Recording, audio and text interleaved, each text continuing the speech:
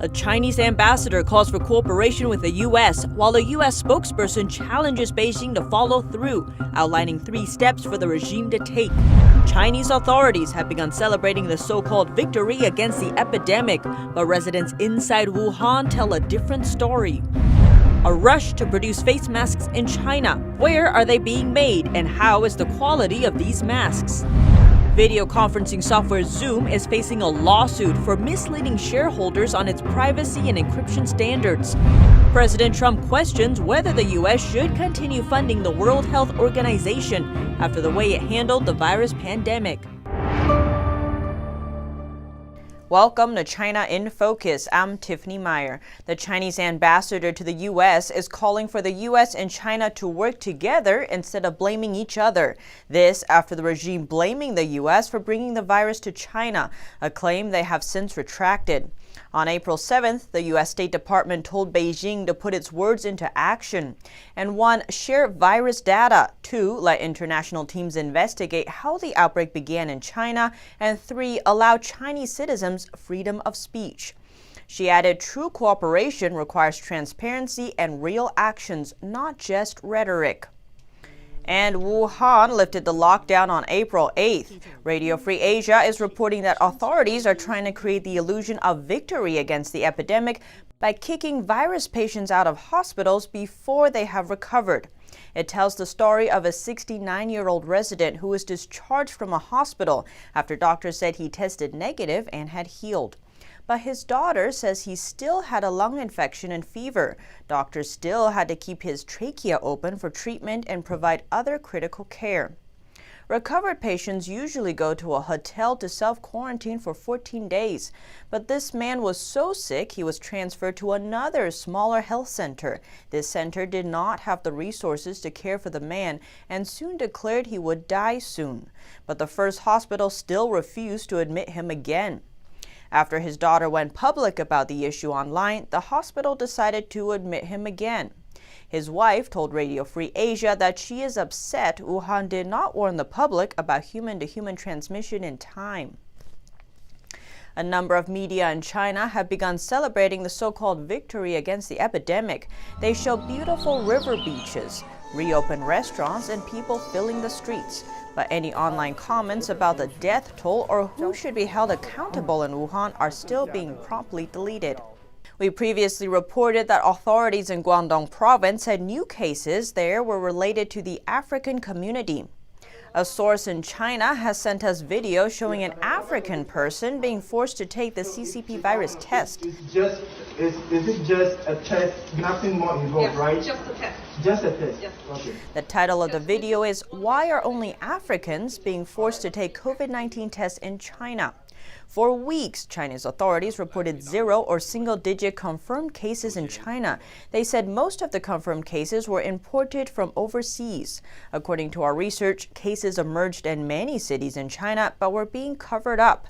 Experts predict that when the second outbreak comes in China, the CCP will shift the blame to cases imported from other countries.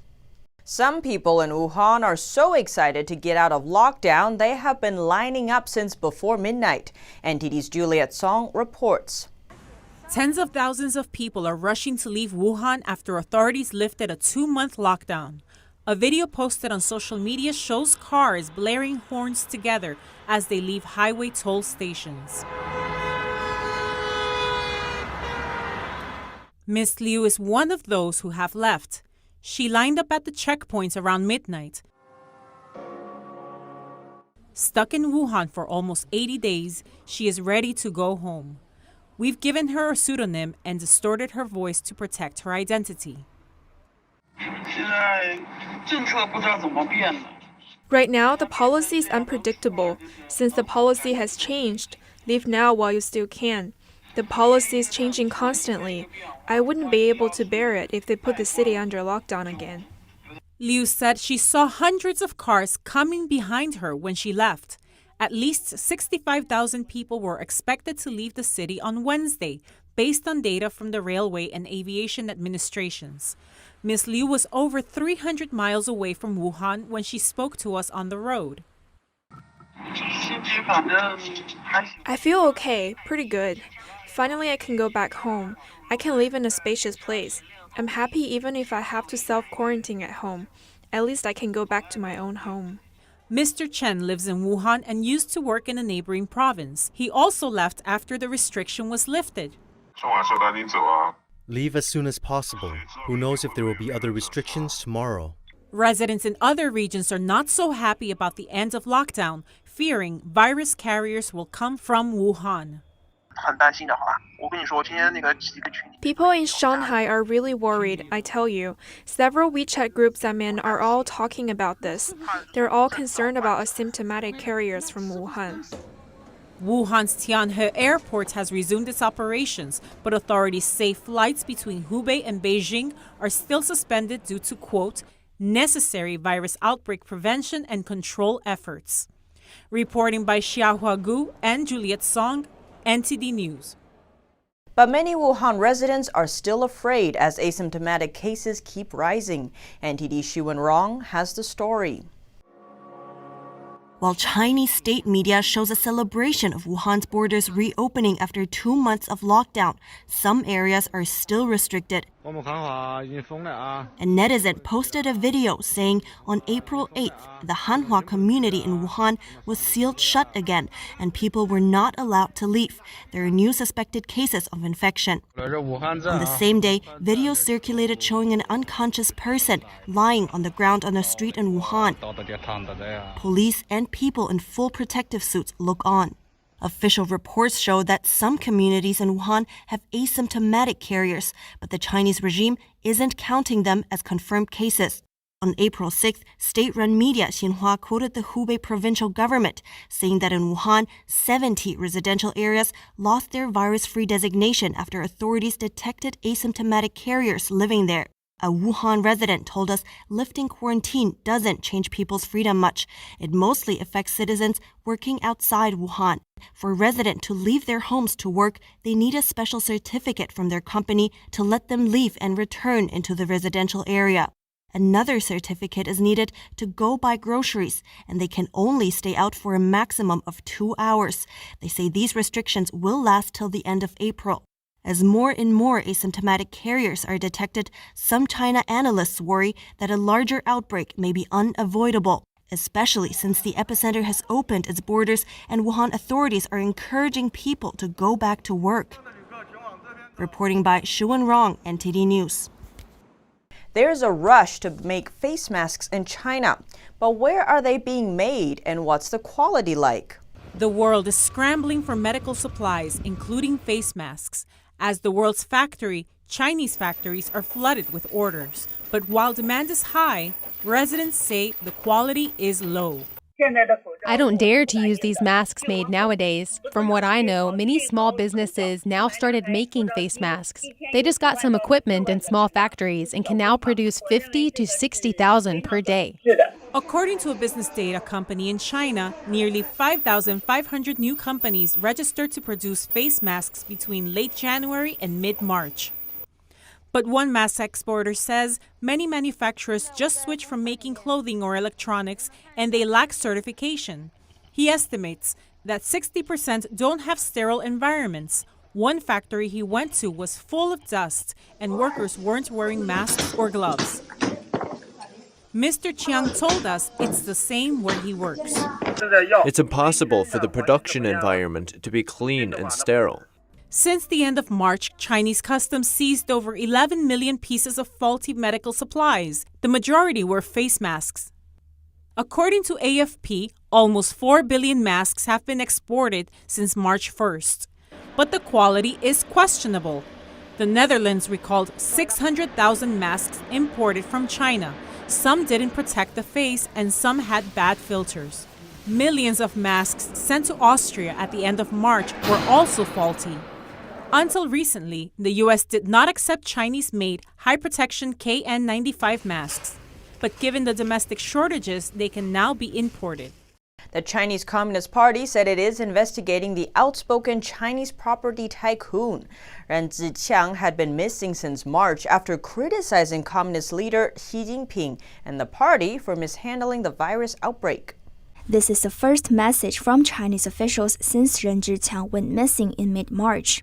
The outspoken Chinese millionaire was charged with seriously violating the law and Communist Party regulations, but the specifics of the allegation are not clear. The investigation comes after Ren wrote an article in February criticizing the Communist Party for allowing the virus to spread and then censoring the public. He compared the CCP's leader to a power-hungry clown and wrote that the root cause of the problem is a ruling party that is not supervised by the people and goes unchecked by the law. The system serves only the leader's power and his core interest. The article circulated on Chinese social media sites. Ren is a longtime Communist Party member, a retired chairman of a state-owned property company, and the son of a high-ranking communist official. He is also known online for his outspoken criticism of the authorities. His nickname is Big Cannon Ren. Critics say Ren's case reflects growing discontent within the Communist Party itself and in China as a whole. Penny Zhou, NTD News. President Trump considering cutting off funding to the World Health Organization. He criticizes it for not warning the world about the crisis as soon as it should have. The organization's director has responded. President Trump announced Tuesday an investigation into the World Health Organization, WHO, for its part in delaying the international community's response to the pandemic. He is considering putting a hold on funding while the investigation takes place. They missed the call. They could have called it months earlier. They would have known. And they should have known. And they probably did know. So we'll be looking into that very carefully. The director of the WHO, who was a member of the terrorist group Tigray People's Liberation Front in Ethiopia, responded to the president, telling him not to politicize the virus. And if you want to have many more body bags, then you do it. If you don't want many more body bags, then you refrain from politicizing it.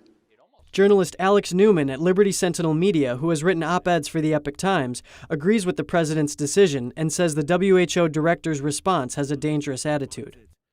It almost strikes me as a threat. You don't give us what we want and more people will die. That's kind of, like terrorist-style negotiations. I, for one, don't think the World Health Organization has contributed at all to the saving of lives. In fact, I think it's done quite the opposite. Newman says Dr. Tedros' attacks on President Trump for shutting down flights from China could have cost lives. He also believes the WHO has been acting as a mouthpiece for the Chinese regime. And in the UK, anger is growing over the Chinese regime and its attempts to cover up the new virus. Politicians warning that disinformation is costing lives. Our UK correspondent Jane Werrell has more. The Chinese Communist Party failed to disclose vital information about the initial coronavirus outbreak and has breached international law, according to findings in a new report that says the Chinese regime should be sued. We have to continue to apply pressure on the Chinese authorities to share all and every bit of information that they possess for the greater good of humanity. And if they show any unwillingness to do that, we need to make certain that they're held accountable. The report, published by the UK foreign policy think tank Henry Jackson Society, says China could be liable to compensate the world's top 7 economies at least $4 trillion. If you allow a rogue state like this get close to you, whether you are Iran or Britain, you're in trouble. Now we're in trouble because we have far too much in our setup already, which gives the Chinese pressure points that they can apply to us. Several lawsuits have already been launched in the US, suing the regime for the economic damage the pandemic has caused to Americans. Some British lawmakers are criticising the CCP's initial cover-up of the pandemic. Politicians from the UK's Foreign Affairs Committee said that disinformation from China is costing lives. British politician Ian Duncan Smith, former leader of the UK Conservative Party, says Chinese disinformation is happening on an enormous scale, and their behaviour can no longer continue. They seem now to be putting out misinformation all over the place about where this started, even trying to blame the United States. Some blamed Italy and said it's had an outbreak in September and didn't tell anybody. Many other countries have had enough of this behaviour by China, and it doesn't look like it's going to stop. Unreliable figures and information from China means that the true scale of the tragedy within China remains unknown, as the virus continues to take lives and infect people both inside and outside of China. People here are wanting answers. Jane Werrell, NTD News, London. Earlier, the UK Finance Minister confirmed the largest daily rise in UK death at 938, bringing the total number of deaths to 7,097. The Chinese Communist Party is trying to change the narrative surrounding the CCP virus pandemic and use it to foster geopolitical goals. But some politicians in Europe see through its efforts. NTD's Germany correspondent Christian Watchen has the story. After almost 11 weeks on lockdown, authorities in Wuhan are lifting all travel restrictions. For the past several weeks, the CCP has reported 0 or near 0 new infections in the whole of China. But not everyone is convinced the epidemic is truly over. That the Chinese had supposedly already fought the epidemic. I think this is a fairy tale of the central government in Beijing, which in turn shows what a communist dictatorship does in terms of propaganda to the outside world. Criticism is growing over the CCP's failing to contain the virus. Some politicians in Europe point out how Chinese authorities knew about it early on, and how they destroyed virus samples, detained citizen journalists, and silenced doctors who tried to sound the alarm. Already in November, the first reports within China were forwarded to Beijing and to the health authorities that there is a new lung disease. And typical for a system like China's, which is not democratic and pluralistically set up, they therefore first tried to cover it up. Found that if the Chinese regime had acted just 3 weeks earlier, 95% of infections could have been prevented. If we had had 6 weeks lead time, if the WHO had already issued a warning at the end of November, we would probably not have many thousands of deaths on our books. China must be held accountable. In March, the pandemic started battering Europe. China began sending medical teams and protective gear, though many were regular exports, to affected countries like Italy. The regime used those efforts as part of a propaganda campaign to restore its image. I find it really bizarre when you know how things have gone in China, how many people have really had to sacrifice their existence, even their lives, to get the Chinese central government to admit that there are problems. And today, people are pretending that China is the great savior of the world. The opposite is unfortunately the case. The regime has been targeting European countries for years. For example, as part of the Belt and Road Infrastructure Project, critics are concerned China aims to create dependency and divide Europe. They help you with fast money, with initiatives. But in the end, you end up under the heel of Beijing. You have to see it for what it is. China tries to assert its interests in the world through its economy and to raise to the next hegemonic power. As countries in Europe continue to struggle with the pandemic and its fallout, some observers see it as a chance to gain more clarity on the CCP's true nature and its intentions. Reporting by Christian Watchen, NTD News, Berlin. A shareholder now is suing video conferencing software Zoom for hiding the fact that its software isn't end-to-end encrypted. It comes after it was discovered the company is storing sensitive information on servers in China. Video conferencing software Zoom is facing a lawsuit for misleading shareholders on its privacy and encryption standards. This after it was discovered Zoom was storing private encryption keys on servers in China. What experts say is a major security risk. Zoom is an American company, but its founder is from China. It's now being sued by one of its shareholders after recent media reports on the privacy flaws caused the company's stock to plummet. Zoom was growing fast during the lockdown, jumping from 10 million daily users to 200 million. Businesses and even high-level officials using the service to stay connected. But many governments and businesses have now banned the use of the platform, including Elon Musk's company, SpaceX. And in New York, record deaths 2 days in a row. But it looks like the virus's plateau is on the horizon, if not there already. NTD's Miguel Moreno has more. Another day of record deaths in New York. Nearly 800 on Tuesday, all patients infected with a disease caused by the CCP virus. The bad news isn't just bad. The bad news is actually terrible. Highest single-day death toll yet, 779 people. Cuomo said the number may continue to rise as patients hospitalized for longer periods pass away. But there's good news. With the hospitalization rate down more and more, it's looking like New York has reached the plateau. We took dramatic actions in this state. New York paused program to close down schools, businesses, social distancing, and it's working. It is flattening the curve. Mayor Bill de Blasio also reminded New Yorkers not to jump the gun and asked them to double down on preventative measures. We know from some other parts of the world that they started to see a little bit of progress, took their foot off the gas, let down their guard, and guess what? This awful, ferocious disease started to reassert itself. And the progress has been dramatic. On ventilators alone, the city said last week it would need 200 to 300 more per day. Now de Blasio says it looks like they have enough to get through this week. Miguel Moreno, NTD News, New York. Automaker General Motors is getting a $500 million contract to make ventilators for CCP virus patients. It's the first such contract issued under the Defense Production Act. President Trump invoked the act to get companies to produce essential supplies. GM plans to deliver 30,000 ventilators by the end of August, the first few thousand by June 1st. The company says it can supply more if needed. It's spending hundreds of millions to retool its factories and suppliers. Its rival, Ford, is also planning to produce tens of thousands of ventilators over the next 100 days. In Europe, the number of daily deaths in Spain is on the rise again. And in Italy, ports are tightening their restrictions for incoming migrant ships. The number of daily coronavirus deaths rose in Spain as 757 people died over the past 24 hours. The total fatalities in the country is now over 14,000. Patients are sometimes transported to areas with more hospital capacity.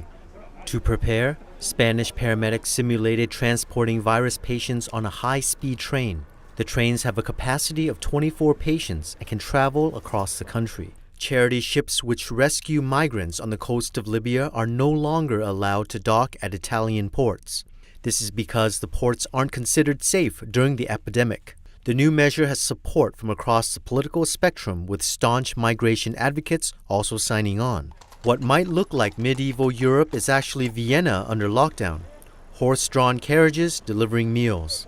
The carriage owners usually survive off tourists, but since hotel stays are banned right now, business is slow.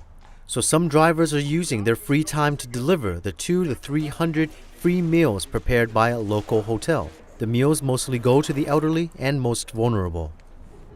The U.S. oil market is suffering under the pandemic. Crude oil stockpiles are way up while demand is down as producers try to adjust oil production. U.S. crude oil stockpiles soared while fuel demand slumped last week, each by their most in a single week ever. The oil industry is feeling the brunt of efforts to stem the spread of the CCP virus. Oil markets crashed as the pandemic sapped fuel demand. Commercial aviation is virtually shut down worldwide. Gasoline demand plummeted as people stay at home and businesses remain shuttered. U.S. fuel demand has dropped by about 1/3 within the last 3 weeks, marking last week's record-breaking fall of 3.4 million barrels per day. The demand decline for gasoline has been especially sharp, which has been cut nearly in half in the last 3 weeks alone. The weekly figures on refining activity and oil production show the industry making painful adjustments to throttle back activities. Worldwide demand is expected to drop by roughly 30%. U.S. refiners are now operating at just over 75% capacity, the lowest rate since September 2008. Production was cut by 600,000 barrels per day. Self-isolation can be a tough adjustment. Whether you are trying to support loved ones who are alone or you are made to isolate yourself, here are some simple approaches to help ease the emotional burden. Avoiding contact with others for prolonged time is a new situation we're facing in society, and it hasn't been an easy adjustment. It's a really big change. It's so different than what I'm used to. Social distancing for me has been really hard because I miss my friends from school and I want to see them again. Clinical psychologist Dr. Gardere explains it may evoke feelings of anxiety, depression, or other unpleasant emotions. those of us who are at home and have to stay at home, it's easy to lose a sense of self because we're completely thrown off of our routines. Being gone from school this long throws me off, and I don't know what day it is sometimes. That, coupled with fear and uncertainty about the future, can be difficult to cope with. But Dr. Gardere says keeping up a routine is key. Where they don't lounge around in pajamas and actually wear casual clothing so that they have some purpose in their lives. And of course, exercise, regular meals. He says it's a good idea to do similar things at home that you'd normally do at work or school. And do school from 8:30 to 3:40, just like I normally would physically going to school, just now it's in a different form. And another tip from psychologists, keep spirits high by staying in touch with loved ones, helping to make the isolation a little less isolating. Melina Weiskup, NTD News, New York. And health officials in Iran say China's virus data misled global organizations and caused them to underestimate its potential impact. Iran's health ministry spokesman, who is also a doctor, said initially China made it seem like the virus was no different than the flu. Iranian health officials have doubts over China's reported number of deaths from the CCP virus. AFP reported that pioneer AIDS specialists and head of the Iranian Center for HIV and AIDS said China's numbers are not trustworthy. She also said the Chinese regime is retracting many of their articles and that the studies and figures once published were not accurate. Another Iranian task force official, Hamid Suri, said China's figures were far from the truth. The epidemiologist saying he based his judgment on the worldwide spread and high fatalities worldwide. Suri on Monday estimated there were 500,000 cases of the virus in Iran, many more than some 60,000 of Iran's official figures. He says many cases are undetected. Iran's health ministry spokesman, who is also a doctor, came under fire in recent days for questioning China's transparency. He said China made it seem as if the virus was like the flu, but less deadly. Another media outlet, The New Arab, reported he had called China's virus data a bitter joke. He said the information given by China led 11 academic centers in the world to initially underestimate the threat from the virus. Here at China in Focus, we bring you first-hand information from inside China. Don't forget to subscribe for the latest updates.